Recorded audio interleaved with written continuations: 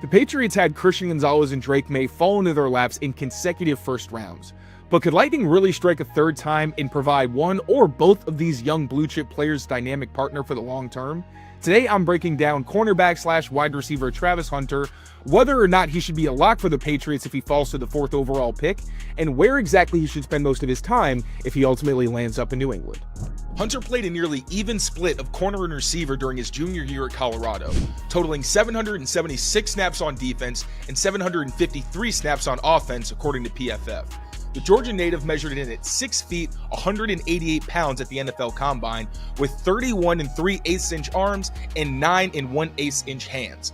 Now, these aren't exceptional numbers for either wide receiver or corner, but the stats and tape both show that Hunter's a generational prospect who could thrive at either or both spots at the NFL level. Hunter ranked top 5 among FBS prospects in this draft with 96 receptions, 1,258 receiving yards, and 15 receiving touchdowns in 2024, trailing only Nick Nash in receiving touchdowns.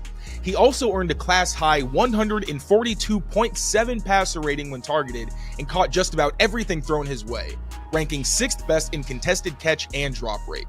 Hunter excelled on vertical routes like goes and posts, where he adjusted to errant throws and was unaffected by contact or traffic. His 14 deep catches and 6 touchdowns were top 3 among FBS prospects, and he didn't record a single drop on targets of 20 or more air yards. Hunter also showed excellent ball tracking and downright arrogant hands, and both were on display on this highlight against Cincinnati. Hunter's press defender tries disrupting him early with the jam, but he isn't disrupted and shoots past the corner to win deep. The go ball is underthrown, but despite being clotheslined while trying to adjust, Hunter shows incredible focus to complete the catch for an and one along the sideline. Hunter has pretty formidable long speed, but his instant acceleration and deceleration are what make him truly special. Rounded routes and choppy footwork need to be ironed out at the NFL level, but he can leave corners in the dust on quick stopping routes like curls.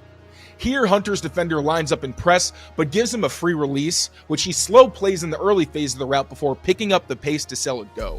He then hits the brakes to send the corner flying, and before even hitting the ground, Hunter sees the defender closing to his upfield shoulder, makes him miss with a spin toward the sideline, and races to set up Colorado in the low red zone.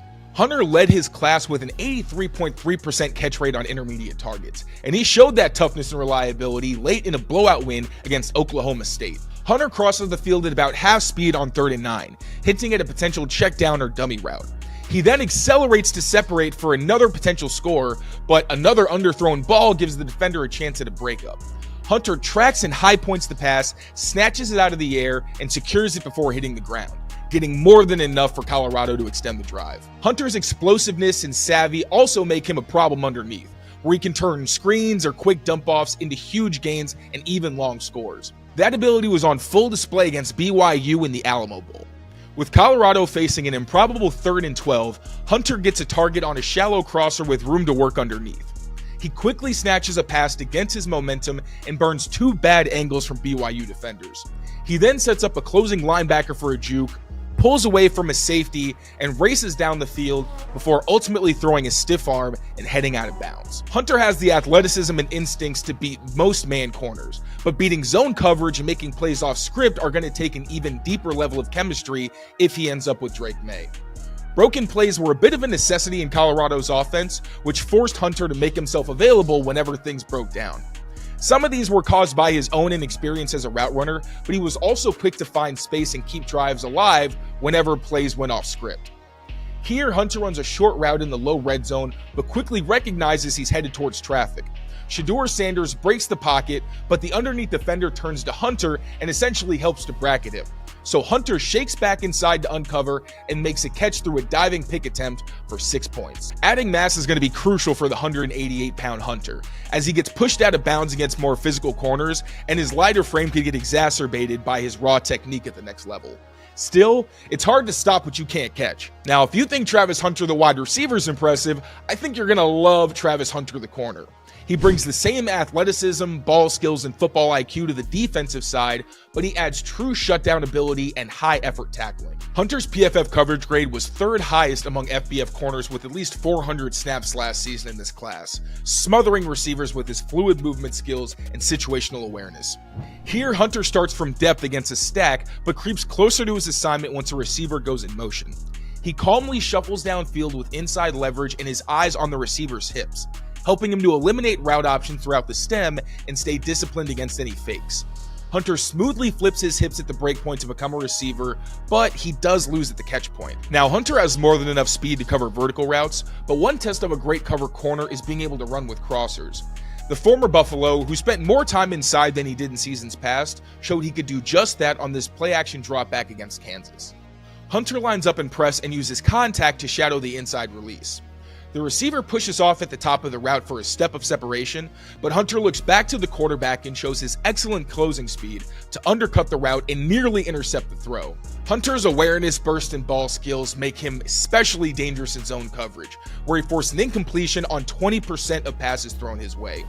He was especially lethal as the curl flat defender or cloud defender in cover 2, as UCF learned the hard way on this interception. The offense sends multiple routes Hunter's way, including a post to occupy the safety, a wheel to draw him upfield, and a tight end providing a safety valve in the flat. Hunter passes off the first receiver off an inside release and carries the downfield threat, but sees pressure affect the quarterback and throttles down at the sticks. Once again, Hunter shows off his closing speed and ends up making a diving interception to get the ball back for Colorado. Strong tackling is an absolute requirement for any great cover 2 corner, and though Hunter does struggle wrangling bigger ball carriers, he doesn't shy away from contact and wants to make a statement whenever he can. That willingness helped seal an overtime win on the road in Week 4. Needing 2 yards to potentially tie things up, Baylor calls a downhill run designed to exploit an unblocked Hunter on the backside. The corner stays committed to his gap, meets the back just shy of the goal line, and puts his right shoulder on the ball to force a fumble and help end the game. There's still a good chance that Hunter's off the board by the 4th pick, but if the Patriots' recent lucky streak persists, he could be there for the taking on draft day.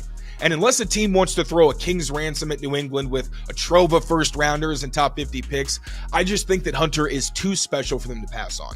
The only question for me is, where should coach Mike Vrabel play his fellow dual threat?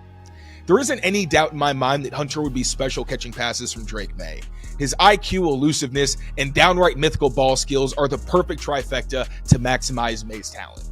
All that said, lockdown corners who are better at the catch point than the guy they're covering are extremely rare. Like any rookie, Hunter's still a work in progress, but he has generational potential opposite Christian Gonzalez, and there wouldn't be a receiving tandem in the NFL that could match up with New England with any level of consistency. The Patriots would probably feature Hunter on offense early, especially if their sophomores don't make significant jumps. And I have to admit that developing chemistry with Drake May is going to be important early on, especially since Hunter will probably contribute on both sides of the ball.